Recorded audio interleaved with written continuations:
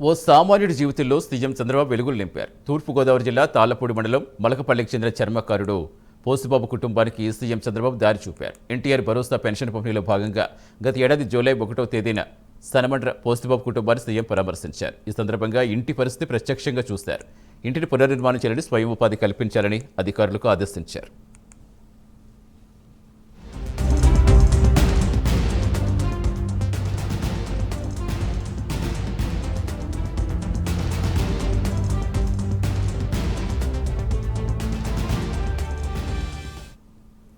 CM ఆదేశాలతో పోసుబాబు కుటుంబాన్ని గతంలో జిల్లా కలెక్టర్గా పనిచేసిన ప్రశాంతి దత్తత తీసుకుని ఆ కుటుంబానికి అండగా నిలిచారు. అలాగే ప్రస్తుత జిల్లా కలెక్టర్ కీర్తి చేకూరితో కలిసి ఇంటిని మరమ్మతు చేయించారు.